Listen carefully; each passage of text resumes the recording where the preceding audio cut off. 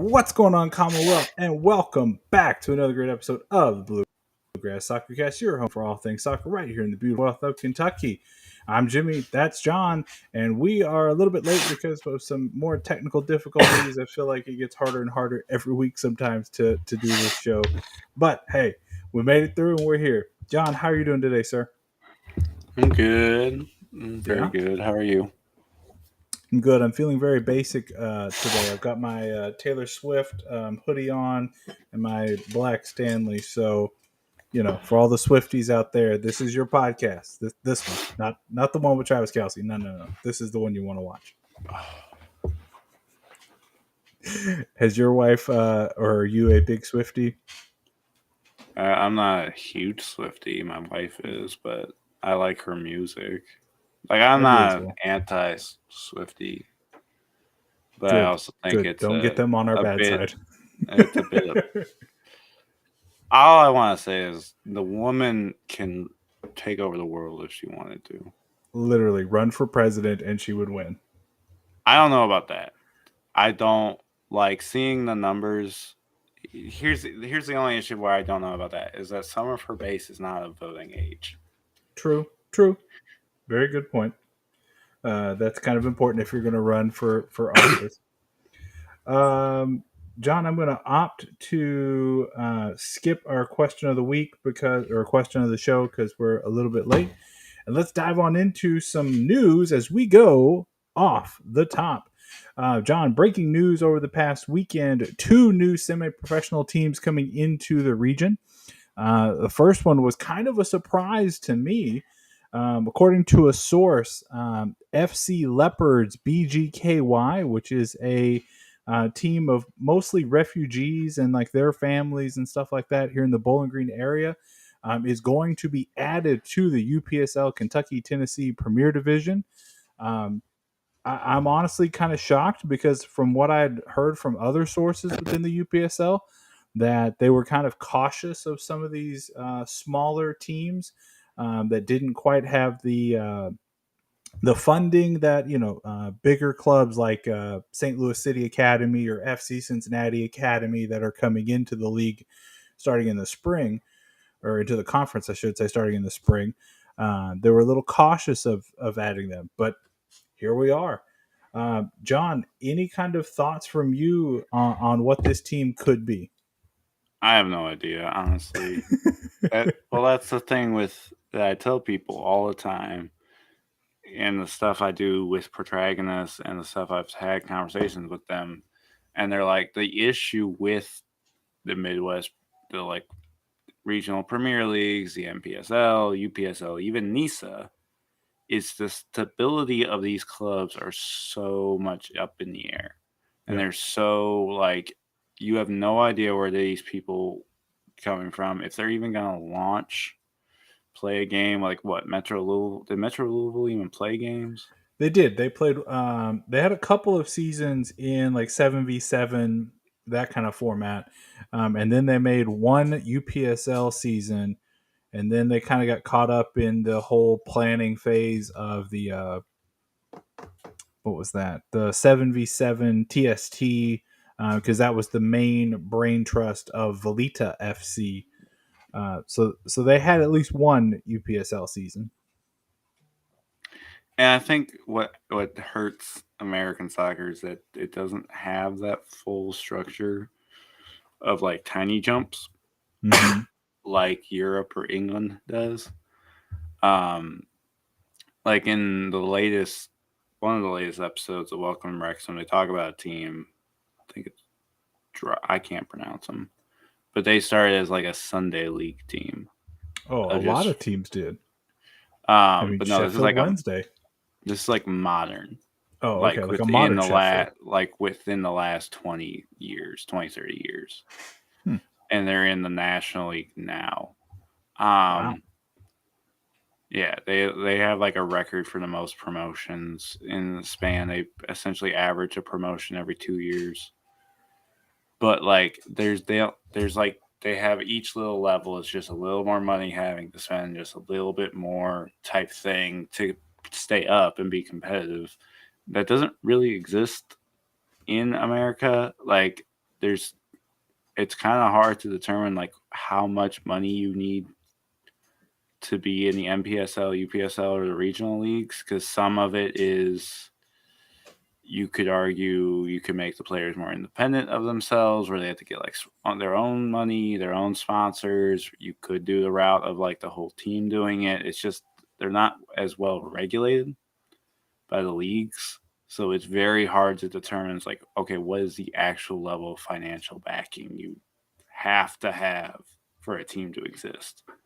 So it's going to be interesting to see this team go. Whatever picture you found is very, That was very me low scrambling. quality. Oh, did you Uh, make that? no, I did not make that. That is their logo, but that is just what That I looks could like it was download. made in that looks like it was made in Microsoft Paint. I'm sorry. it, it was very It was pixelated, and I apologize very for that. so pixelated. I don't, and if they are like this startup team, it's good. I'll if they play, it's good. Let them happen. But like, it's just that's like what's the new Louisville team, lower Louisville team, Well, they not get their. not the one in Indiana. Anna. Oh, you're talking about Louisville Dynamo? Yeah, Dynamo. They like Hmm. are so, and no hate to these people. They just seem odd and off because like they announced a partnership with the Louisville YMCA type thing, and I saw that, I was like, is that an actual partnership, or are you guys just coaching Right. in the YMCA thing? Because the YMCA, as someone who works for them, aren't going to partner First with a hand soccer knowledge. aren't going to partner with a soccer club No. like No. as a academy way type thing. We don't take it that serious, so it's very it's very interesting how these clubs go about their way of doing stuff. Well, as far as I know, with FC Leopards, they seem to have some financial backing. I don't know how much. I truly don't. I don't believe the players are going to get paid anything.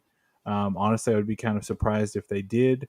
I'm just going to be really interested to see, do they have an allegiance, alliance, whatever that team was that was supposed to be in Louisville?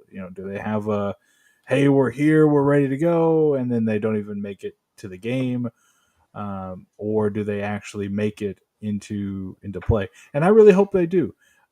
Bowling Green and the refugee community here is strong. I've seen some pictures and videos from some of their friendlies and stuff like that they've been playing this summer and into the early fall, and they've had some. It's a small field, but like they've had some decent crowds. 50, 60 people or so. So it wouldn't be unheard of for something like that to happen, against the Golden Lions or something like that. And that is really where I want to kind of start thinking about things: is how is that going to affect them? It's a club I really appreciate and have a lot of respect for, but they've already lost a few players. The Golden Lions have already lost a few players to the Leopards, um, mostly just their academy players and stuff like that. But um, I'm going to be interested to see if people do jump ship, go to the new team, or what happens. I would have liked before the FC Leopards went down this pathway for the two clubs to have some kind of a partnership, but that was never a possibility with the Golden Lions, from my understanding. Yeah, that I don't know enough about that. But this was kind of tried to tease this a few weeks ago. I had a source that gave me the tip that this might happen months ago, like in the early stages of the summer. But it's here, and very excited to see it. And we're going to try and get somebody from the Leopards to come on just to kind of talk about the club, so we can ask them questions and stuff like that. So make sure you stick to Bluegrass Soccer Cast over the next couple of weeks as we dive into FC Leopards and all kinds of things that are happening here. But that was not the only team to make it to be announced this past weekend. Well, the other one was actually announced a couple of weeks ago, and I just completely missed it.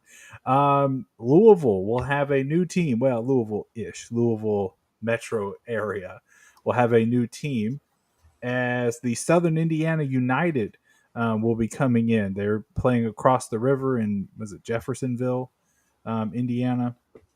So they are still in the Louisville metro area, and I still think Louisville fans should drive across the brand new bridge or the old bridge, whichever it is, and should go watch them. It's a great immediate rivalry, in-state rivalry for the Midwest Hooligans. So I'm sure Austin, who is a former guest on the show here, is excited or maybe frustrated. Who knows about that? Um, John, what are your thoughts on the new team in the Louisville area? This one seems to be a little more legit, Mm-hmm. just from what I've seen. They at least have better quality stuff. Yeah, Um, good functioning website, youth yeah, teams. I'm just very curious to how.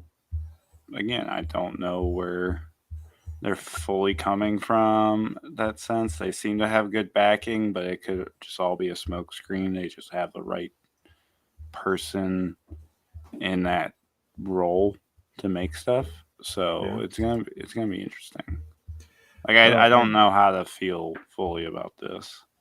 They have they have the official kind of looking thing going for them. So we'll yeah, and see. they and what am I trying to say? UPSL will be making the official announcement of FC Leopards, but like we said, that hasn't come out yet. I got the early scoop, the official early scoop on that one. So as we're looking at the Kentucky Tennessee Premier Division for next year, kind of I've heard a lot, like a lot of different things. So for right now, I can confirm there will be at least 10 teams in the conference for next year, which is quite healthy. But we could be up to 22 teams in this league um, if everything goes as some rumors and stuff like that. Um, there are some teams within Kentucky that I've heard may be coming back, but haven't officially confirmed. The Golden Lions, from what I've been told, are one of those teams that has not been officially confirmed. I'm still waiting on trying to hear that part out. But, and then there are two other teams, one, a former team that could be coming back, and then one is a potential new team.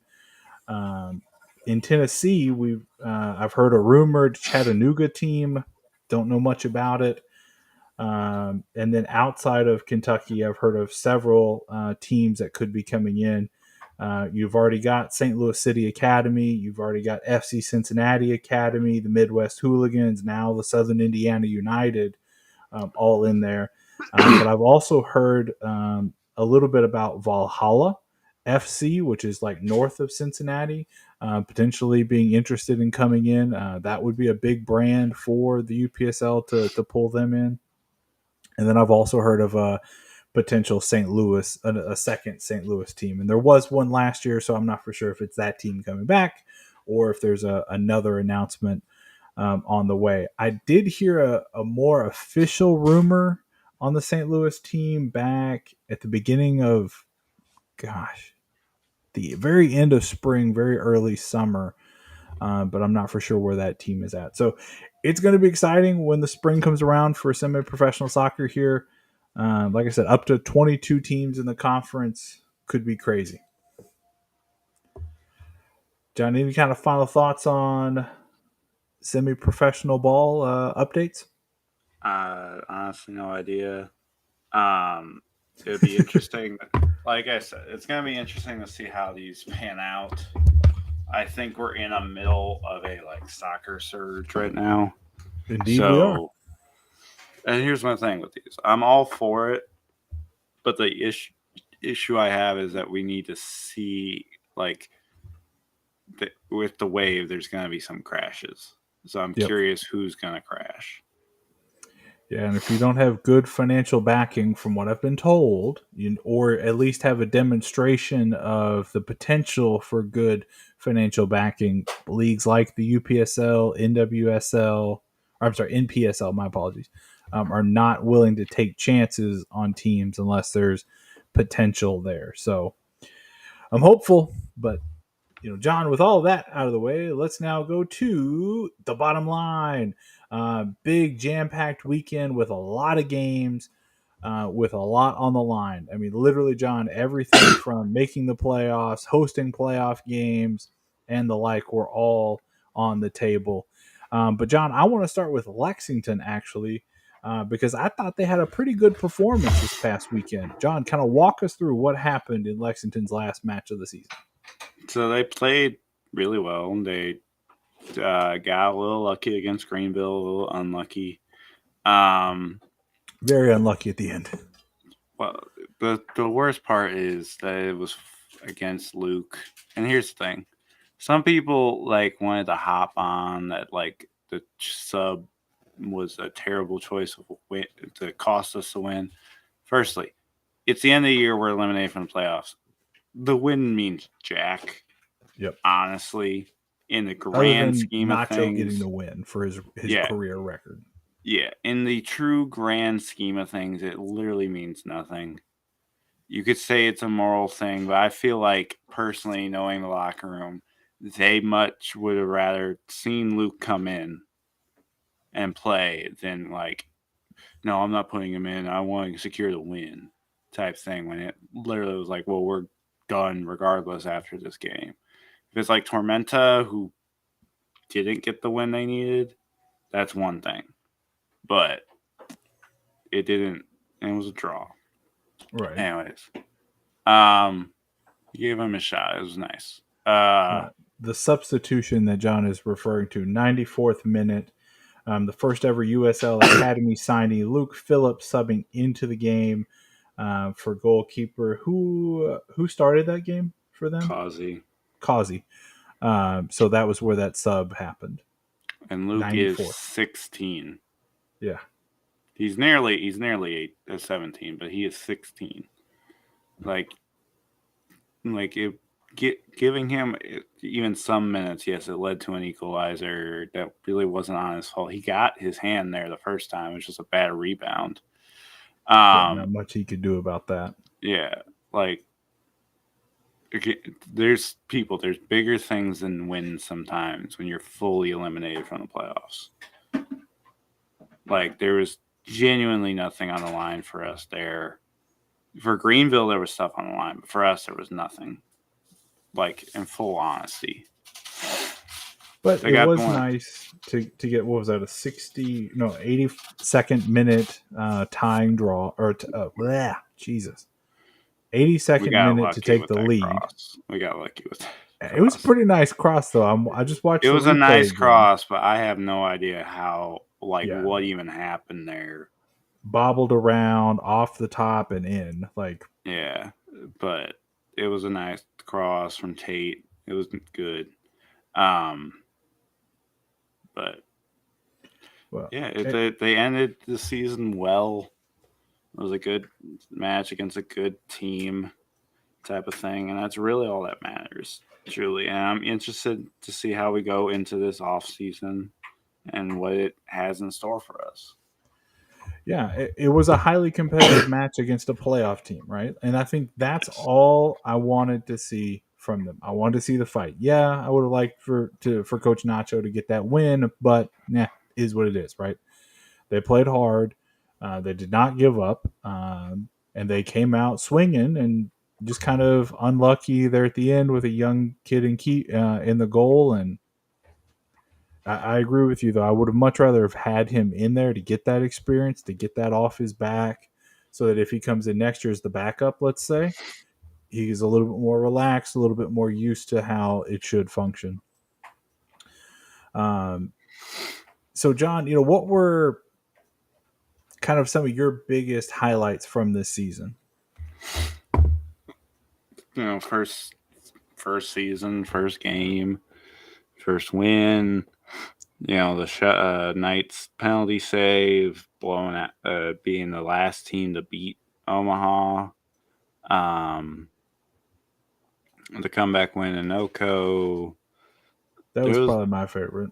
Yeah, there's genuinely a lot type things. It was a lot of firsts is the thing. Kimball's equalizer, seeing Luke come in, that's a big thing for me. Just having a team.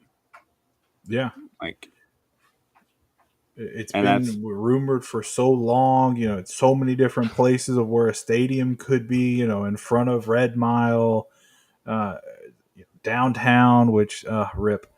Um, but it was a long time coming, and I agree with you. I think I was glad that they were here.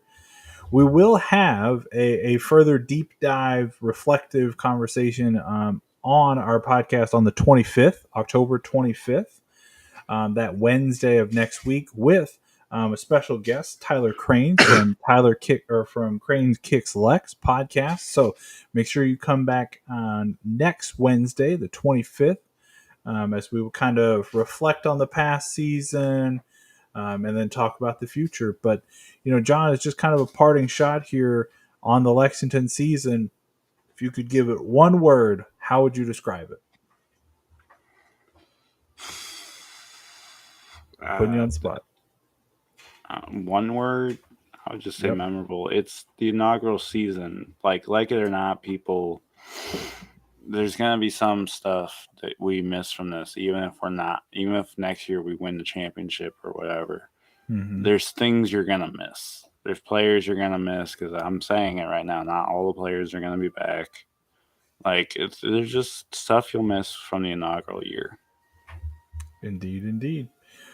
So, Lex fans, come back next Wednesday and we will make sure to go over everything from this year, big highlights, the low lights, and everything to look forward to for next year. But, John, let's skip on over to Louisville and let's talk about Racing Louisville, who just barely didn't make the playoffs. In what was one of the most entertaining matches I've seen in a while. Uh, Just barely didn't make the playoffs. Are you sure about that? well, I looked at some of the stuff and I didn't. Yeah, we'll get there. Uh, Racing Louisville had a long road trip out to San Diego for the last match of the season, and it ended in a very disappointing fashion. 2-0 loss to the San Diego Wave, thus eliminating them from the playoffs. Despite missing the playoffs, though, something that I do want to continue to make sure we're aware of is just how positive this season was, right? Racing made a lot of progress towards setting a club record with wins and goals scored, and they reached the Challenge Cup final, which was a huge milestone, and was in amidst of a bit of a renaissance for the club. Right, beat Portland at home, beat the OL Reign on the road.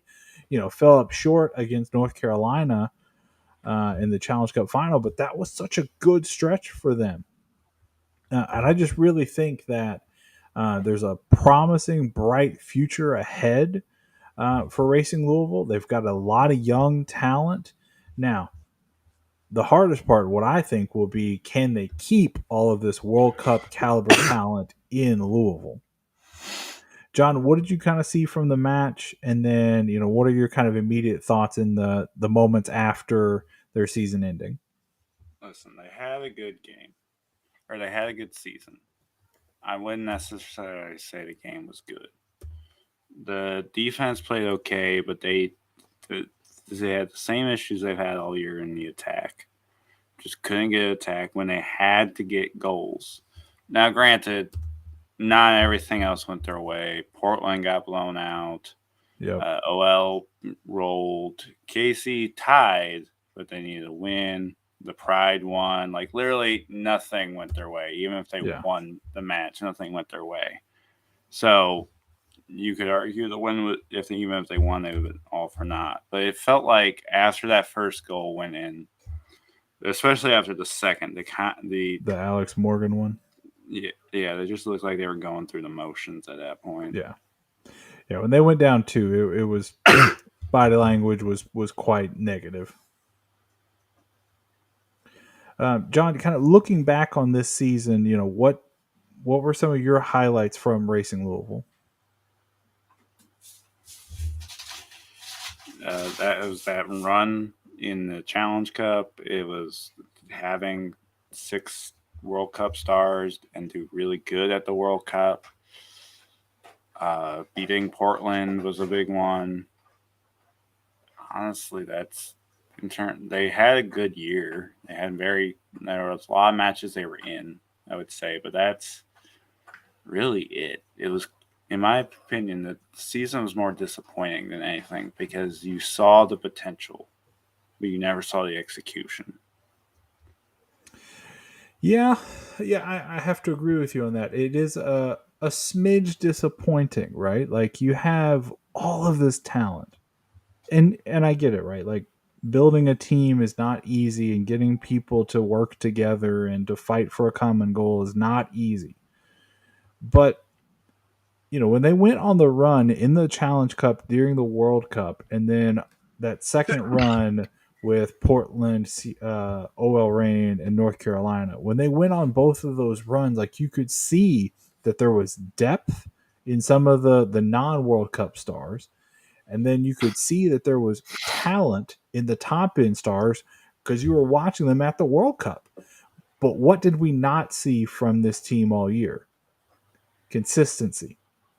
That's my biggest issue with this past season. Now I don't know if that's coaching. I don't know if it's uh, was there something going on with the team? Did people not like each other? I don't know.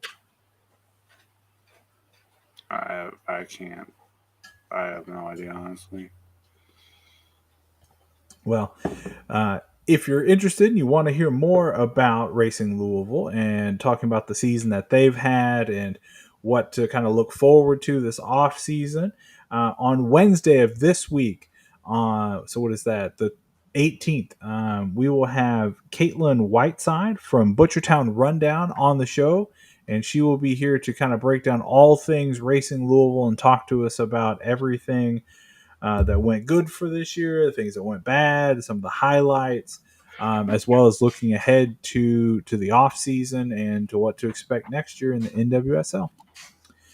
So, John, let's close out Racing Louisville for the year. What was your final thoughts on their run and any closing parting shots on them? Um, they just it was a good year, a good building year. I would say. I'm very curious what they do this offseason. They've locked up a lot of players. I'm curious if Coach Kim remains in power or in control because the question it was talent. The talent was there. Yeah, The execution wasn't. And typically when that happens and people see that, that's when a coach gets canned. So I'm going to be very curious if they're going to stick with him and think maybe it was just growing pains type of thing and see what happens. absolutely. So, John, then let's head on over to Lou City, who had their last home match of the season this past weekend as they hosted Tampa, the Rowdies, in what was a bitterly disappointing performance. Lou City had everything in front of them. They had Memphis lose on Friday night down in New Mexico, and it was just a nightmare from the opening minute all the way to the end. Early goals for Tampa just doomed doomed Lou City. You could see it in their body language from the very tip, first kick. It seemed that they were not up for this challenge. They fought back, got it back to level, got it to 2-2, but in the end, um, Tampa emerged victorious. Um, the loss badly hurt. Well, it destroyed any chances of hosting, and I've been calling it for weeks. I said they're gonna to go on and book your room in Memphis. I hope you did. I hope you got some great accommodations because I hope a lot of Lou City fans go down to Memphis and try and make a difference in this match. Um, Cal Jennings had was a highlight for that game. He had two goals in the effort, but again, just wasn't up for Lou City standards. So, John, despite the lackluster performance, what were your thoughts on this game? It was it was really interesting. Uh, they were just out of it from the start. That one Yep. goal just kind of took it away, and they just haven't been in it since. And it's really interesting. Yeah. Um, I think there are still lingering questions remaining about this team. And do they have that killer mentality? Do they have that ability to win a big game? I mean, not to go into too much of what we'll break down on Wednesday after our conversation with Caitlin from Butchertown Rundown. This match weekend, I don't know how they're going to recover. Like, they have not played well. They've continued to disappoint every single time they got an opportunity to make a run, to move up in the table. They crap the bed and leave all of the fans just sitting there holding the bag. That's a bag of poop. Um, so yeah, I don't know what's gonna happen after this. As they go down to Memphis, I mean, maybe they get a win, but I'm not too hopeful, and I think it's just a discouraging and disappointing night. And congratulations to Memphis and to Tampa. Charlotte and Pittsburgh for finishing higher than them, and we'll see how it goes. John, any Yeah. final thoughts on the match? Not really. They need to go down to Memphis and execute. I think this was a good draw for them, but yeah, they need to go down there and they need to execute because it's been very questionable how they've played of late, and they need now Memphis is a favorable team for them. They have a good record against Memphis. It's just, are they going to execute? Like, that's the thing. That's been the issue with all these Kentucky teams is, have they been executing? Why aren't they executing properly? Yeah, and when you're looking at an opportunity wasted again, it's disappointing. So I keep saying it. It's painful as a fan, because you put your efforts into it and you want to see your team do good, and then every time they just don't. So, not to be all doom and gloom on the podcast, but it is a frustrating viewing experience. But with that, we'll kind of head on over to our college roundup. I know we passed over that last week, but we're going to pick it back up this week in kind of more of a sports center kind of style. Just kind of going over some of the main storylines. John, I'll kick us off with the Bellarmine men. They had two matches this past week. One was a 2-1 victory over North Florida, which was a good performance by Bellarmine. They took the early lead, two first half goals, but they hung on to get the victory. Those goals by Bellarmine were scored in the 4th minute by Bell, and then the second one came in the 15th minute, also by Bell. So it was a important performance by Bell, as he had two shots, one goal, and two assists on the night. So good performance, helped them move up the table a little bit in the ASUN men's conference standings. But then they went they went to this weekend where they had another good performance and another victory, back to back victories for Bellarmine men here. They scored in the 5th minute, as it was Yeah, I'm just realizing that it was Bell is not a player. That's short for Bellerman. LOL. Griffith was the one that scored in this game for them in the 15th minute. Another good performance for Bellerman. This one was the 1-0 win over Wright State, which was, I believe, a non-con game because they're not in the A-Sun. Yeah, so a non-conference game over the weekend. But good performances, and now their next match is against Belmont, another non-con. So it should be interesting to see how that one goes. Interesting note for the Bowling Green soccer fans out there: former BGFC player Jansen Wilson plays at Belmont. So a little bit of an interesting take there as Bellarmine heads to Nashville for that game.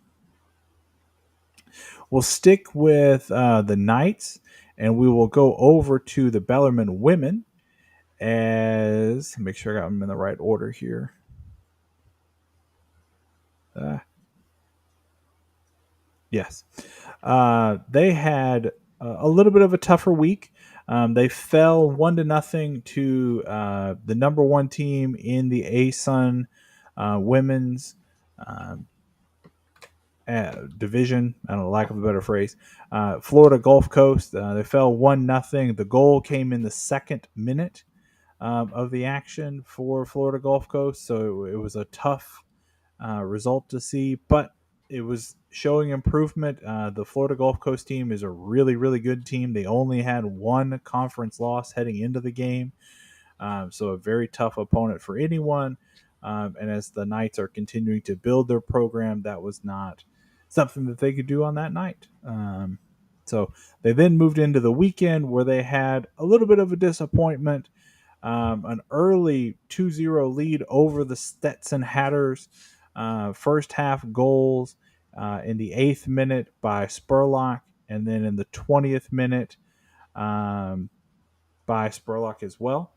So 2 goals, 3 shots, 2 goals for her on the night.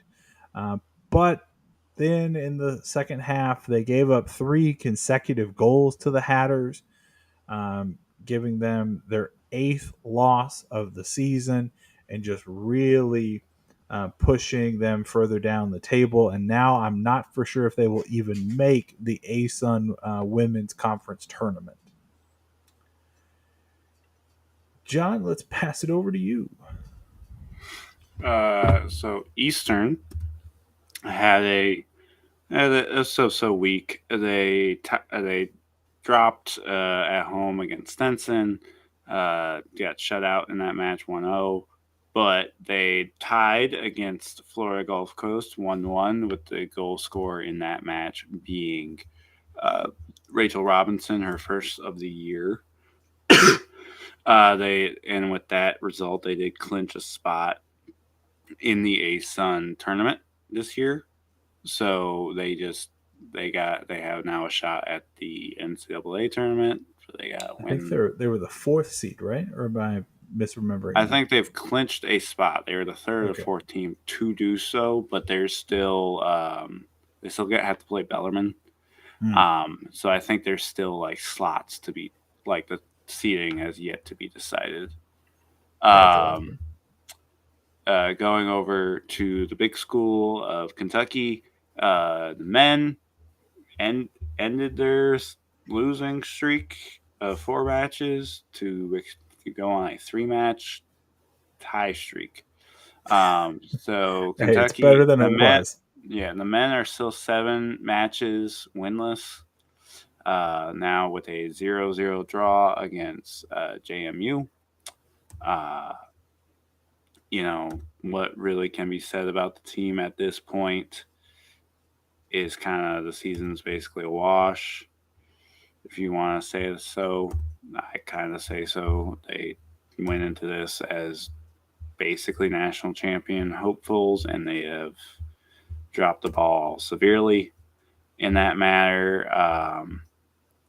Casper Moles, made 2 saves. There was 5 shots on goal total this game, it was overall pretty just disheartening effort from that the team. It seems like they don't really have a drive in them anymore. The Which women is have so interesting, right? Like they had all the aspiration in the world coming into the season. They were pegged to be national NCAA playoff team guaranteed, right? And then they've just bitterly disappointed.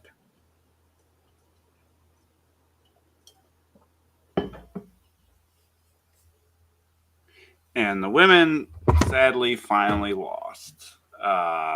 They dropped uh, at home 0-2. I think this is the first time they've been shut out. Well, it's the first loss they've had, not the first time they've Mm-hmm. been shut out. Um, but you know, it happens. We'll see how this affects them in the national rankings.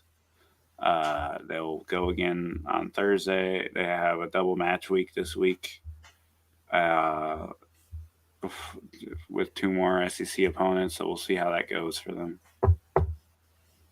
Absolutely. Shifting over to the Louisville Cardinals, starting with their men's team, they had two games this week.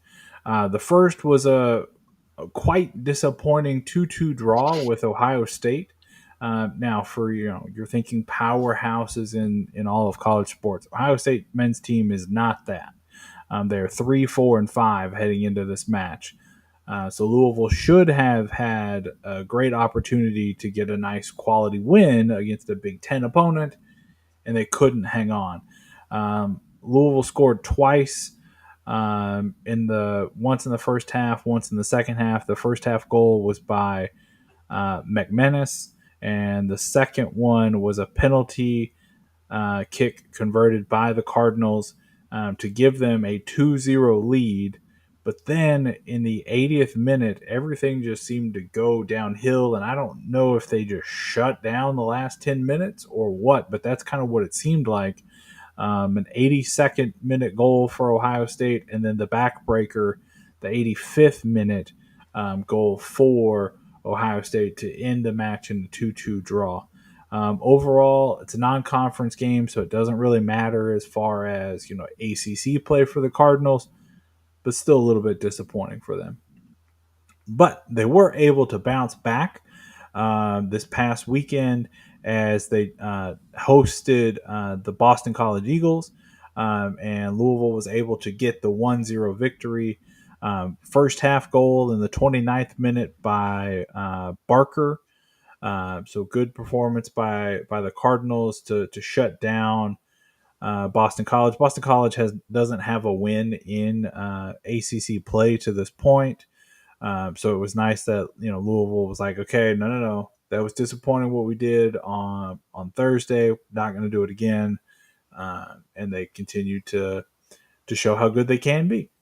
So they may get ranked again this week, but I wouldn't hold my breath for that. Moving back or staying in Louisville, I should say.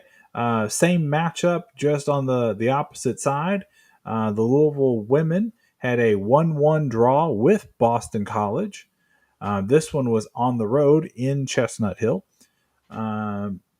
where Boston College got a 56-minute goal, and then nothing happened in the first half, and then late in the second half, 84th minute, the Cardinals Roberts scored to give them the equalizer in that one. So not a bad result, but you would have liked to have seen them get the victory in that matchup.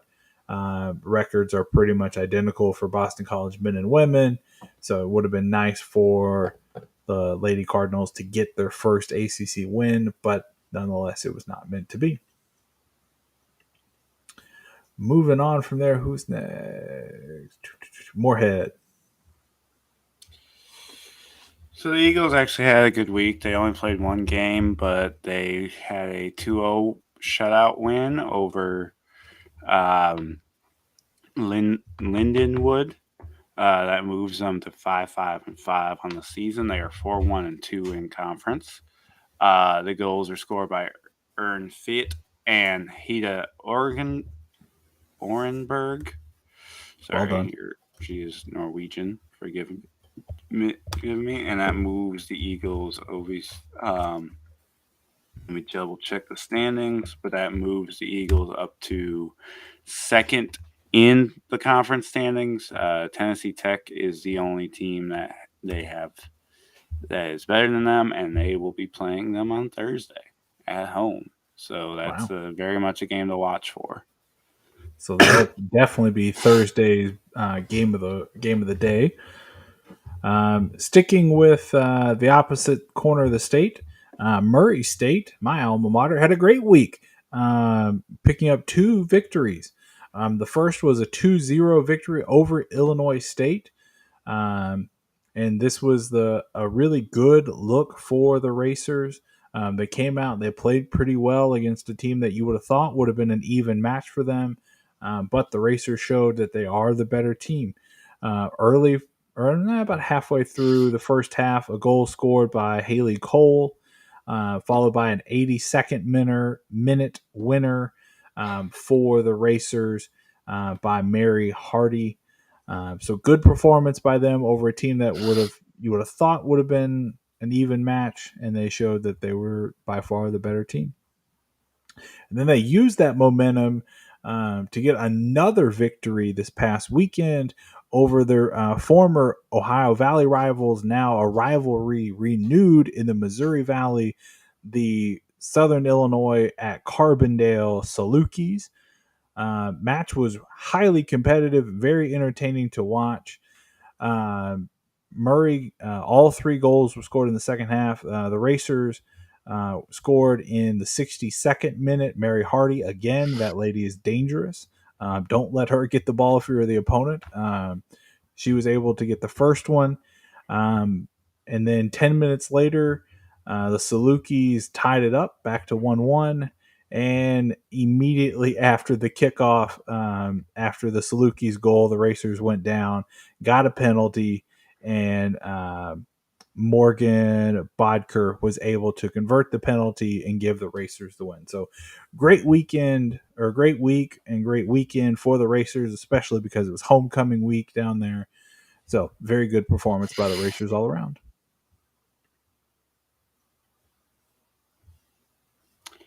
And then we move up to NKU for me to end it. The men are on. They extend their losing streak to 5 matches. They're finally done with their, I'll say, this stupid non-conference teams on Tuesday. They're much better than that. Because here's my issue with it. They were doing decent in Yep. conference to start. In the Kind of Horizon League. okay. Yeah, they were kind of okay, but then you can't build anything if you're playing these much better schools in between these teams. And I think Yep. it was like taking them up and just dropping them right back down. There's just nothing they could build on. Like what? Like, tell me why you schedule one of the best schools in the country in the middle of your thing. Why you go up there to do that? Like, it doesn't make sense. They're not in your conference, and it's in the middle of conference play. It's not like early in it, early in the It's, season. So we'll see how they do. They're playing some really tough schools to end this stretch, but it's going to be a rough one as they dropped 2-1 to Dayton on Tuesday and then got shut out and rolled by UPUI this past Saturday. 3-0. now, the inverse of that, if they had beaten Dayton, what a moment, right? So, don't want to Well, completely crush Akron was them, the but school that was or ranked. That was Akron, last week. my bad. But if they had beaten Akron, woo, buddy, that would have been a landmark victory. It would be, and they played well enough that they could have, but they just didn't have they don't have the attacking ability to keep up with that. Now the women had slightly better fortune. They are on a 3-match win streak. Um, they they only had one match this week, and they shut out Robert Morris on the road.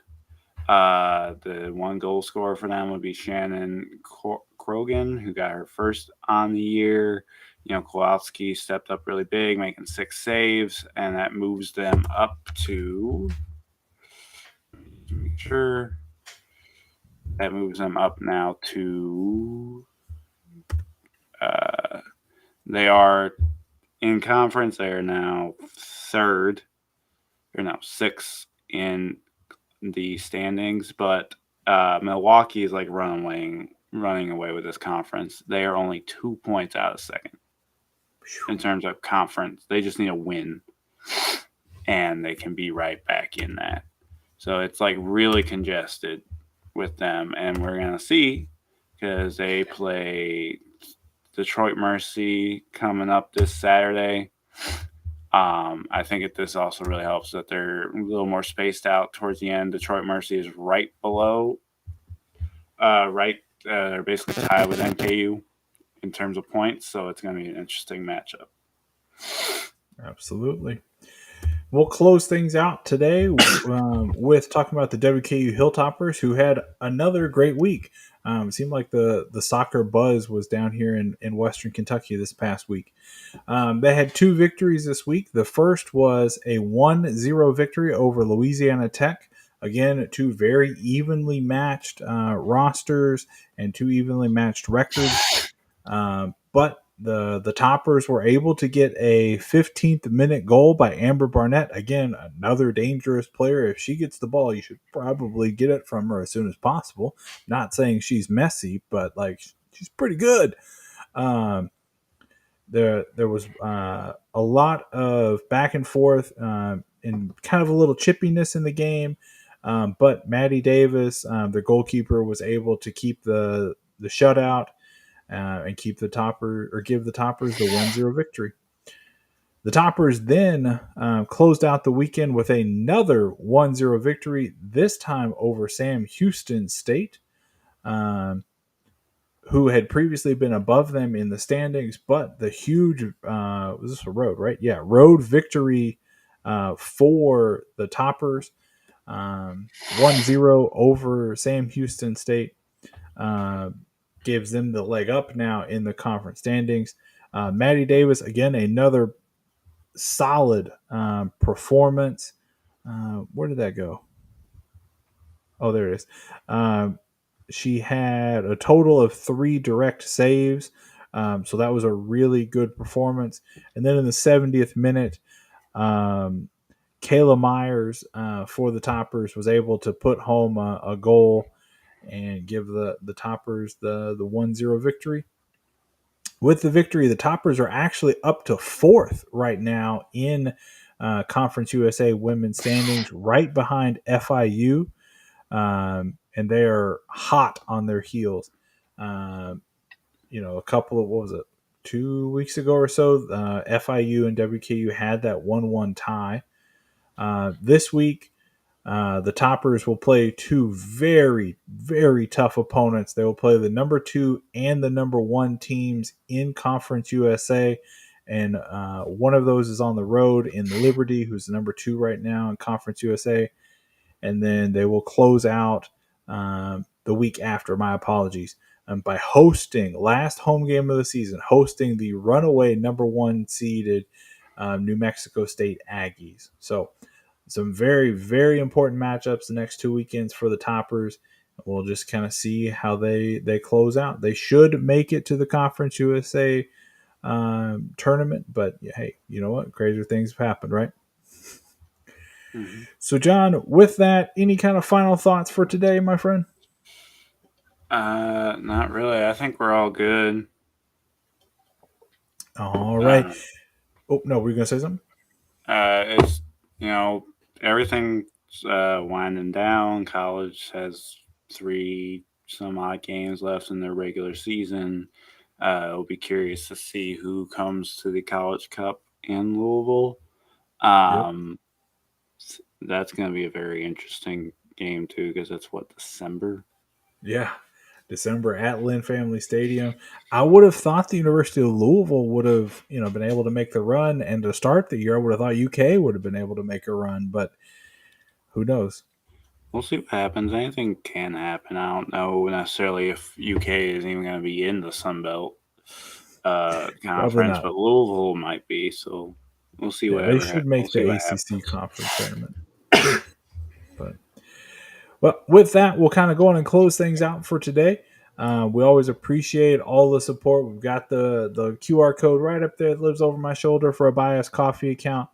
We appreciate all the donations. They all go to help supporting the show. Of course, this content's going to be free, as always, but all the donations do go a long way in helping make sure we can continue to do the show. And we also want to make sure that everybody is following us on all our social media. We do a decent job of trying to keep everybody updated and get scores out there and get commentary about games and stuff like that out there. We have Instagram, TikTok, Twitter. All of those handles are at BG Soccercast.